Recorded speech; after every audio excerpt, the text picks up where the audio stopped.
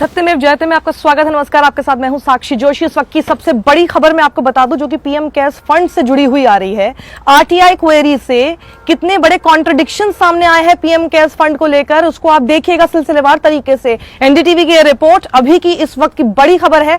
PM cares fund से जुड़े इतने सारे सवाल थे जिनके जवाब कभी भी सरकार सीधा सीधा नहीं दे रही थी। अब आप देखिएगा आरटीआई से क्या सामने आया है और क्या क्या किया गया। इस बीच में आपके सामने कहा कुछ गया, हुआ कुछ। असल में ये जो केयर्स फंड है ये है ही कुछ और। ये गवर्नमेंट फंड ही नहीं निकला था और बाद में इसको बताया गया। क्या बताया गया? बहुत अलग अलग चीजें हैं।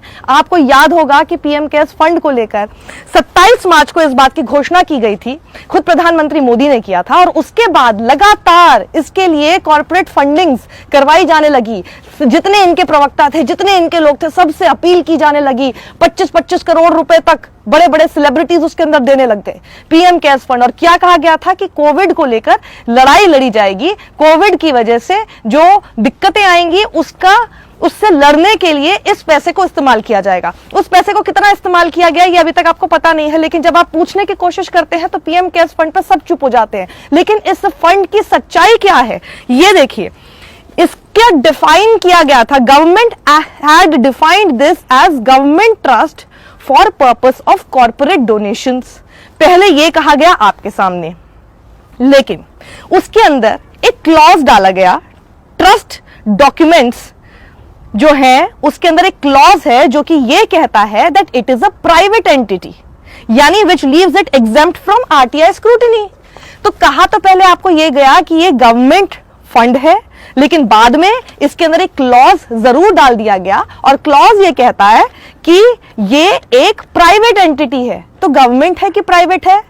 यानी प्राइवेट एंटिटी है, और प्राइवेट एंटिटी है तो आरटीआई स्क्रूटनी से बिल्कुल बाहर है।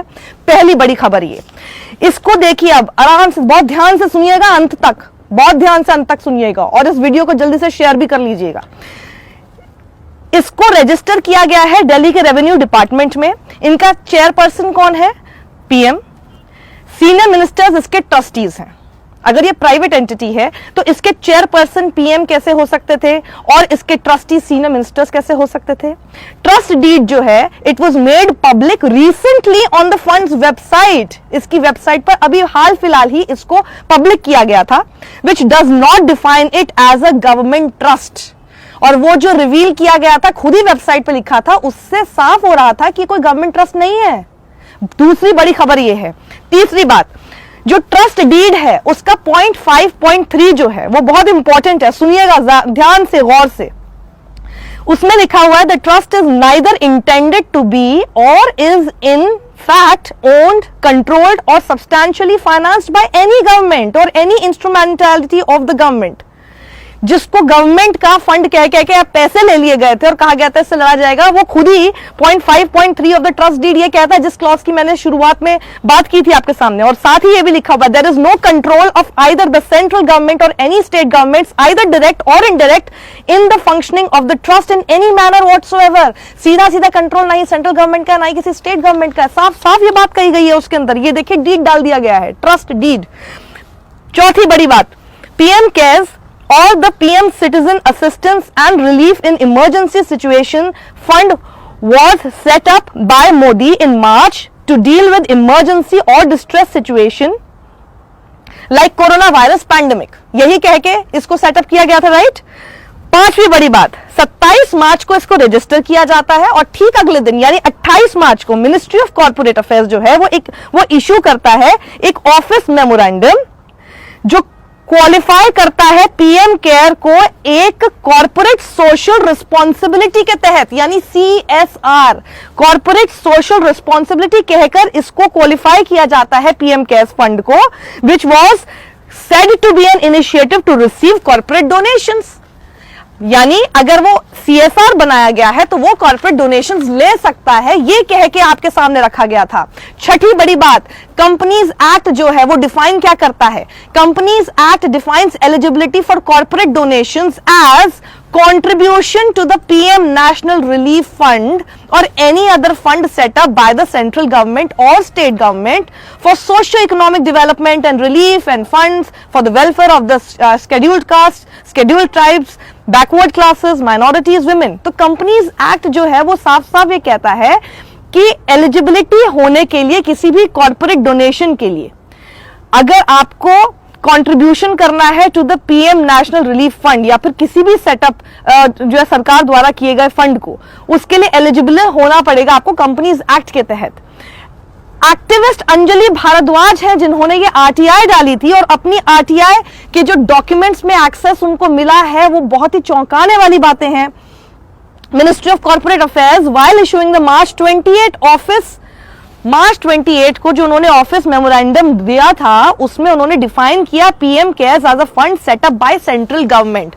यानी 27 मार्च के बाद ठीक अगले दिन 28 मार्च को जो सबके सामने एक office memorandum ministry of corporate affairs की तरफ से सामने रखा गया था, उसमें पीएम केयर्स को डिफाइन किया था एक ऐसा फंड जो कि सेटअप किया गया है सेंट्रल गवर्नमेंट से। ये इंपॉर्टेंट इंफॉर्मेशन याद रखिएगा क्योंकि ये जो ट्रस्ट डीड है फ्रॉम अ डे बिफोर यानी 27 मार्च को जो ट्रस्ट डीड थी वो ये कहती थी it was not government run, so PM CARES could not have been eligible for corporate donation। 27 मार्च के ट्रस्ट डीड कहती है it was not government run। 28 मार्च को specially office memorandum ministry of corporate affairs सामने रखता है जो कि डिफाइन करता है पीएम केयर्स फंड को सेटअप बाय सेंट्रल गवर्नमेंट। ये एक दिन के अंदर इतना बड़ा अंतराल आपके सामने कैसे आया पता आपको? क्योंकि 2 महीने तक ये इतना बड़ा कॉन्ट्रडिक्शन चलता रहा। 26 मई को आके 26 मई 2020 लॉकडाउन का समय, आप सब अपने घर में थे, लॉकडाउन के समय 26 मई को मिनिस्ट्री ऑफ कॉर्पोरेट अफेयर्स ने एक बात ऐड कर दी कि पीएम केयर्स का फंड जो है वो कंपनीज एक्ट में अब रेट्रोस्पेक्टिवली शामिल हो जाएगा। और रेट्रोस्पेक्टिव का मतलब क्या होता है? पहले की एक पर्टिकुलर डेट से, और वो डेट कौन सी थी? 28 मार्च। तो ये जो आपने चेंज देखा कि 28 मार्च को अचानक से ये गवर्नमेंट रन कैसे हो गई, जबकि 27 मार्च का जो ट्रस्ट डीड है वो तो कहता है कि गवर्नमेंट रन ही नहीं है। वो इसलिए हुई क्योंकि 2 महीने बाद 26 मई को रेट्रोस्पेक्टिवली इसको ऐड कर दिया गया। 2 महीने तक ये प्राइवेट एंटिटी था पीएम केयर्स फंड, और 2 महीने तक अगर ये प्राइवेट एंटिटी था तो ये कॉर्पोरेट डोनेशंस कैसे ले रहा था? बड़ा सवाल। एनडीटीवी ने भी अपनी एक आरटीआई डाली है, लेकिन उस पर जवाब ये कह के आया है कि इस पर कोई जवाब नहीं दिया जा सकता क्योंकि ये एक आरटीआई के दायरे में ही नहीं आती है। सत्यमेव जयते में पीएम केयर्स फंड से जुड़ा बड़ा सवाल, अगर देश हित में कुछ सोचते हैं और सत्य जानना चाहते हैं तो जरा ये सवाल खुद भी पूछिएगा कि आखिर ऐसा क्यों हुआ, वो पैसा कहां गया, वो पैसे से क्या हुआ, वो प्राइवेट एंटिटी कैसे बन के रहा, इसको रेट्रोस्पेक्टिवली क्यों गवर्नमेंट रन बनाया गया, 2 महीने तक ये गवर्नमेंट रन क्यों नहीं था, ये पैसा किसके लिए जा रहा था, और ये पैसा अगर जा रहा था किसी और के लिए तो फिर इसके चेयरमैन देश के प्रधानमंत्री क्यों हैं और इसके ट्रस्टी देश के 3 बड़े मिनिस्टर क्यों हैं, और ये पूरी पार्टी और पूरी सरकार इसके लिए पैसा जुटाने में क्यों लगी हुई थी? बड़ा सवाल है। शेयर कीजिएगा, लाइक और सब्सक्राइब जरूर कीजिएगा, बताने की जरूरत नहीं है, बेल आइकन भी दबाइएगा। सत्यमेव जयते।